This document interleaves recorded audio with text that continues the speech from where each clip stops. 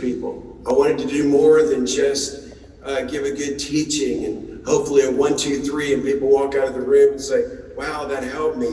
But I wanted to create an incubator of greatness, literally, where people could come into an auditorium like this. And what you're sitting in, by the way, is the amphitheater of Ephesus, but it's on the inside of a room. If you've never been to Ephesus, I was in Ephesus, where Paul spoke in an amphitheater, and I took pictures and sent them to our architect, and I said, this is what I want the inside of my building looks like. So you're sitting in an indoor arena that is laid out like Ephesus, like the Colosseum in Ephesus. The largest church in the New Testament was the Ephesians church.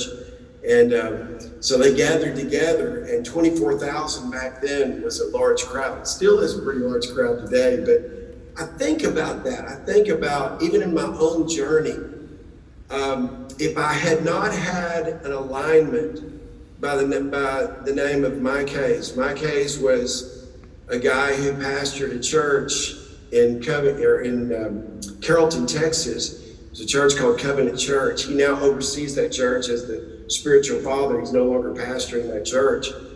But I felt something, I felt an alignment with him, and I pursued him. He did not pursue me. And what was amazing was through that relationship in 1996, within 4 years, in fact, he asked me this question on my 37th birthday, which that was 1997. So we'd been together for about a year. He was at my 37th birthday. He said, do you think you'll ever pastor? And my response to him was, if that's something that's in your heart and you would bless me out at some point to do that, then I may do that. But I'm not sure that I'm that size foot to fit in that shoe. And so, again, we all have perceptions about ministry. We have perceptions about God. We have perceptions about life. And sometimes those perceptions are based on our limited knowledge, which everybody in this room has limited knowledge. I have limited knowledge. So all of my perceptions in life are based on limited knowledge. My perceptions in life are based on a limited experience. I mean, we've all got only so much experience. And by the way, just because you get older doesn't mean that you become more experienced. With age comes experiences, but you have to be the one that takes those experiences, the good, the bad, the ugly, and give meaning to what I call meaning. We're the ones that give meaning to meaning. So in that context, just understand that all of us have a perception about marriage. We have a perception about manhood. We have a perception about God. We have a perception about money. And those perceptions, again, what are our perceptions based on? Our limited knowledge, our limited experience, and also, most importantly, the limits of our alignments. You are where you are today, not because you went to college and got a degree.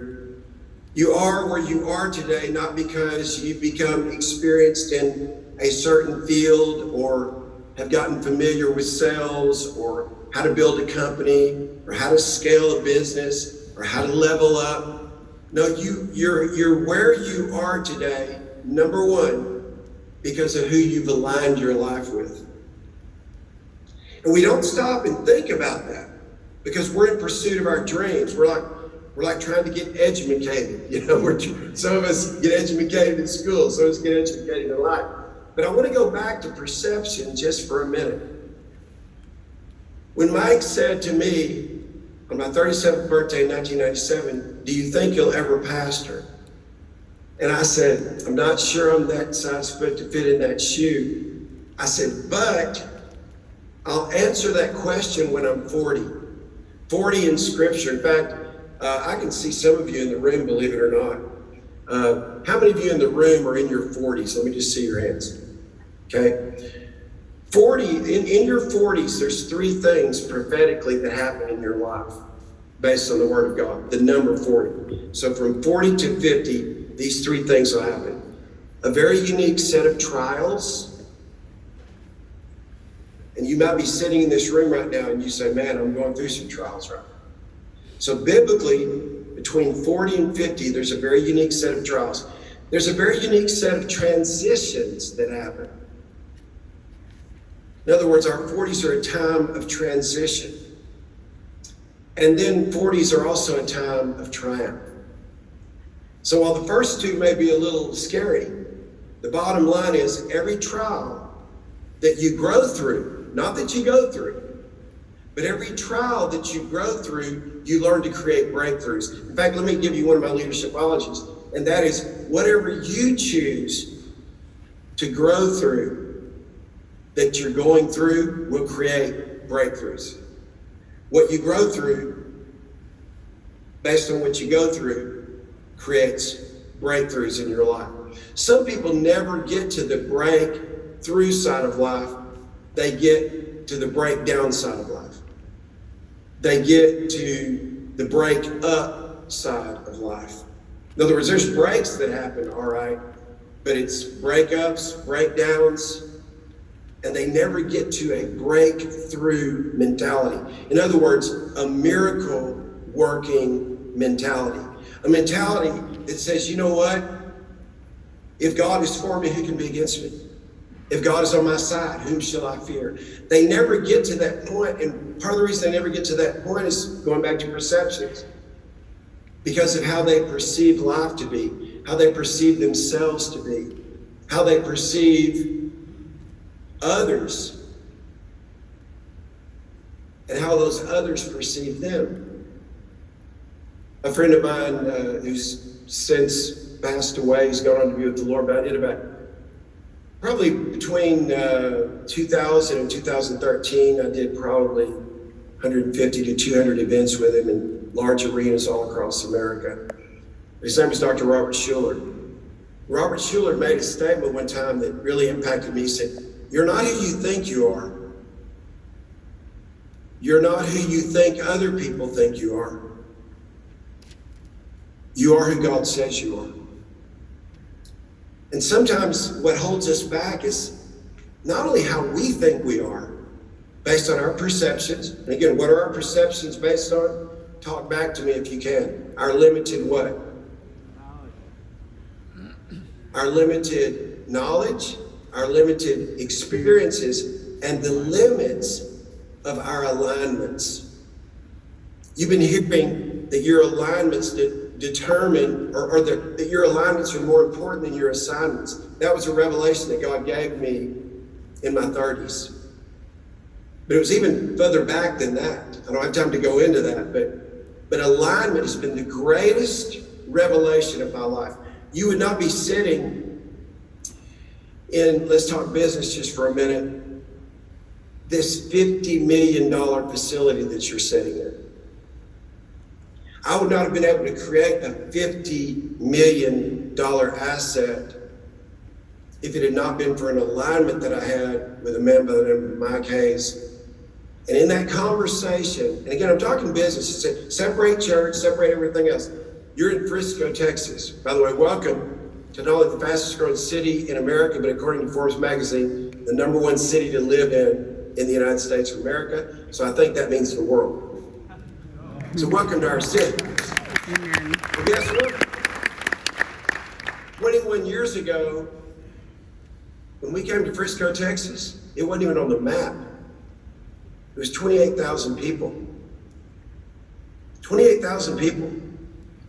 What you're sitting, the ground you're sitting on right now is, in 1999 was Pearson Farms. If you went out of our parking lot and you took a left, there's a park they're building now that was the actual land of Farmer Pearson just 21 years ago. If there had not been an alignment in my life named Mike Hayes, I would not only have never built this incubator of greatness, but my assignment and what I was put on the earth to do. I could have made money. I could have done a lot of different things. I was a millionaire, by the way, cash millionaire by the time I was 40, by the time I started this church. And that's just a little side note for you, because some people they think preachers are all about money, or churches like ours, they have a problem with mega churches, but they don't have a problem with mega banks. They don't have a problem with mega hotels. They don't have a problem with mega casinos. But a lot of people say, man, mega church, people are just on the tank. No, if a church is run by a pastorpreneur, somebody knows what they're doing and then just up there speaking this and speaking that, it's going to be a growing church, just like your business is. And I hope if you're aligned in a church that you'll find somebody who will speak to who you are in the kingdom as kings and queens in the room, so that every God-given destiny that is in your life, God can bring to pass in your life. Don't go to a church that doesn't represent who you want to be as an individual and where you want to grow. Again, that was the disconnect for me. So when Mike asked me, he said, hey, do you think you'll ever pastor? I said, if you bless me to do that, I said, I might consider that. But again, for the fourth time, I want to tell you, I don't think I'm that foot that fits in that shoe, but I'll answer that question when I'm 40. I won't go into the whole story, but there were 2 deaths that happened in Frisco. One was with an assistant fire chief, and one was a matriarch in the city. I was a corporate coach of a company called Rodman Corporation, largest employer in Frisco at that time. They had about 1,500 employees. They're about a $150 million company. We had the honor of being a part of their growth track over the next 13 years and grew it to a $450 million company. I was their corporate coach. But in that company, they had 36 VPs. And again, this was before I was pastor. But they had 36 VPs, and one of the senior VP's wives was dying with cancer. She had heard me speak at Covenant Church, and she said, hey, do you think he would speak at my funeral? She'd been diagnosed with brain cancer. Well, I wasn't a pastor. And so the CEO of that company came to me and said, hey, you're like our CSO, our Chief Spiritual Officer. I said, okay. So you're not just our corporate coach, you're our CSO. I go, okay, you're the Chief Spiritual Officer. And would you be willing to do a funeral for this woman who's really a matriarch of the city? Long story short, I told him, I said, I have never done a funeral in my life. I was 39 years old. And this was June of 1999. I met with the woman. She did pass away. I did do her funeral, and it was unbelievable. In a little small Frisco First Baptist Church. I don't know if you've ever been to a fireman's funeral or a military funeral or something like that, but it's unbelievable. I mean, they had the fire trucks lined up. They had his coffin on top of the fire truck, ladders crossed in the city. It was like the city was lined with people. And just a few minutes from where you're sitting. And anyway, I did her funeral. I just got ahead of myself. Sorry about that. I did her funeral, and at her funeral, this fireman who had a brain tumor said, could you do my funeral? I'm sorry, I just got way ahead of my story here. So this is the second funeral. So her funeral was in June of 99, and he was dying with brain cancer. And so at her funeral, he said, could you do my funeral? I was like, oh my goodness. Like I was getting funeral gigs. I never even done a funeral at a funeral. So I agreed to do his funeral. So this was in June 99. September 99, I'm speaking at Covenant Church in Carrollton, Texas. And the assistant fire chief, Gary Burns, rents a 50-passenger bus, and he brings people from Frisco to Carrollton to hear me preach.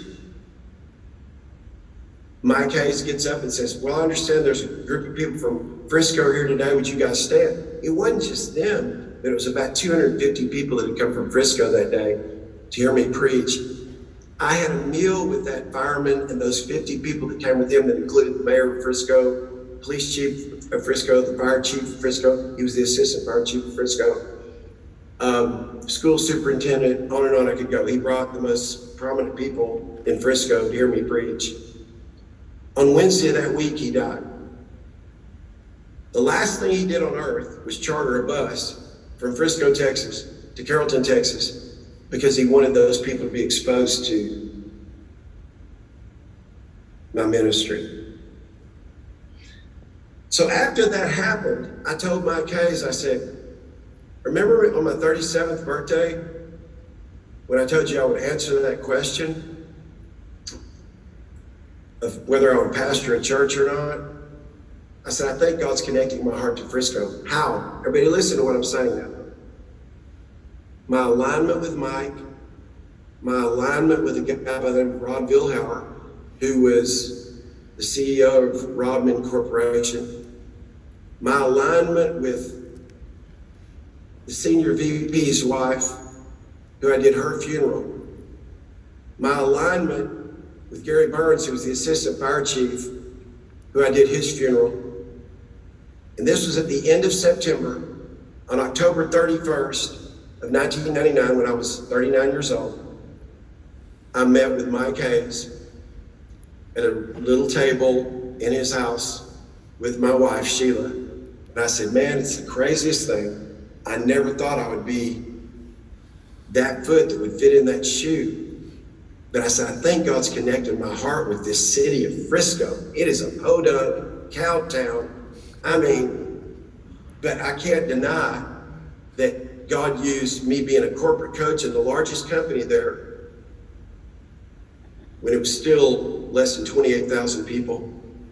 My alignment with Mike Hayes, my alignment through Rod and the Rodman Company with a matriarch in the city, my alignment with doing a funeral for the assistant fire chief.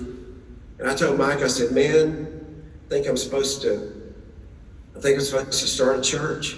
By the way, on a very personal note, this was October 1999. That date was, like I said, October 31st. October, at that time in my life, I'd had the biggest month financially that I'd ever had.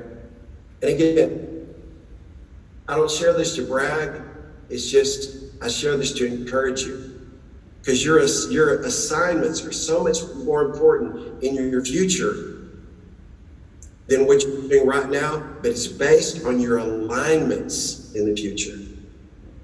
So what I thought was a huge month, which for me it was $650,000 in the month of October, personally. I was generating that when I was 39 years of age. And I'm feeling like I'm supposed to start a church.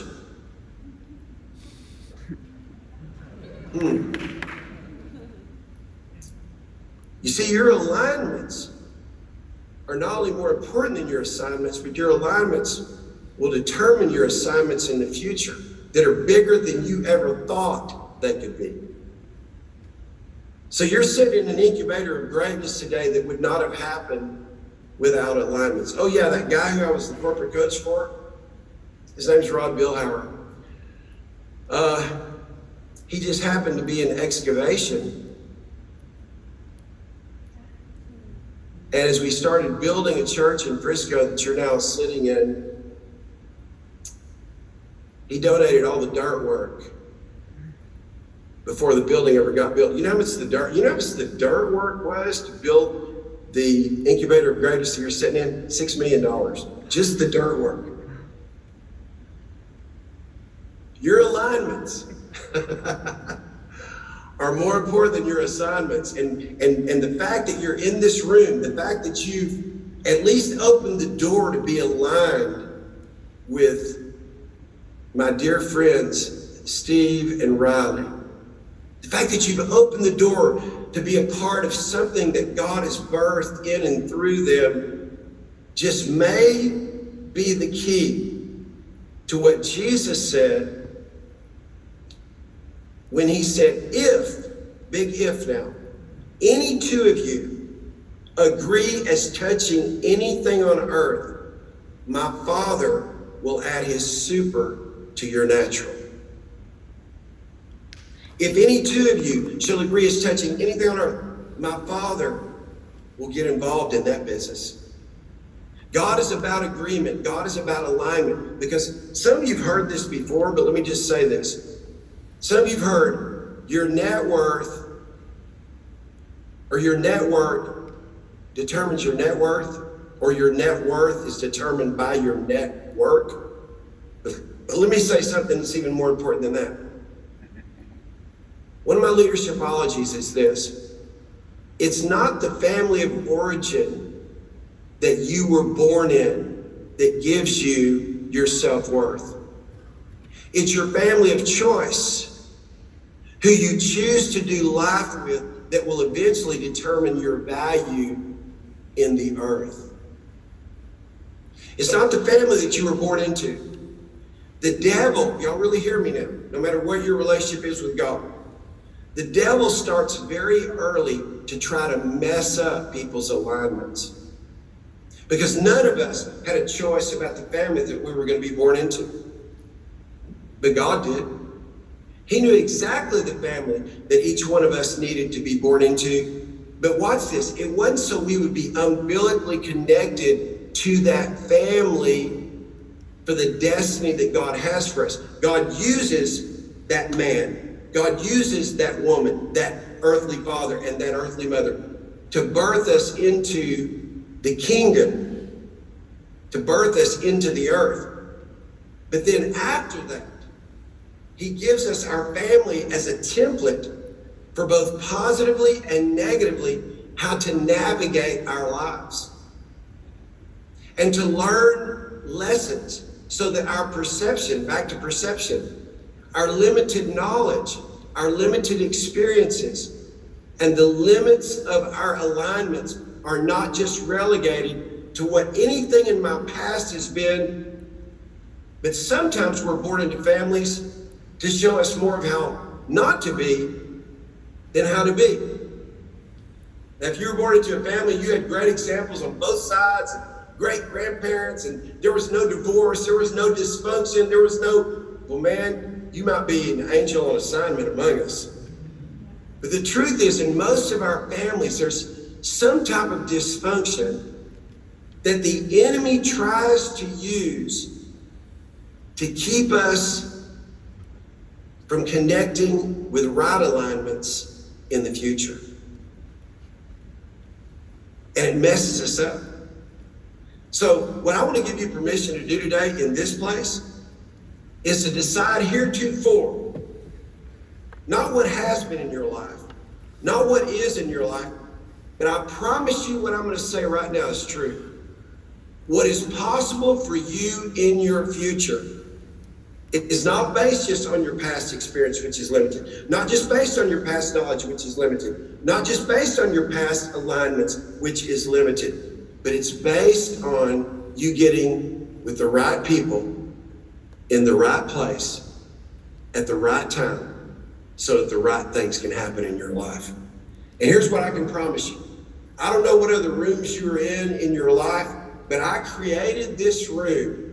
I created the room that you're sitting in, not just to have great church, not just to be a church people could come to, but to be an incubator of greatness, that alignment happens in this place. The fact that you're sitting in this room is a picture of the future that you're going to pay. Nobody else can pay your price, but you paid a price to be here today. You're going to pay whatever price that you have to pay to be in rooms of greatness just like this for the great things that God has in store for you today. Well, Steve, I've probably already spoken. I can just keep on going on, but I just want to encourage everybody. Here's what I can tell you with 100% assurity. I don't know any other room that you're in, but I can tell you something about this room. Look around you. These are the right people For some of you, the first time in your life. This is the right place. This is the right time. And in Jesus' name, with the authority that he's given me to speak over your life, the right things are going to begin to happen for you like never before. I speak it over your life because you're aligned with the right people in the right place at the right time. We received that. Did we receive that? Hey, you can't see it, but people are giving you a standing ovation in your own house. Thank you, guys.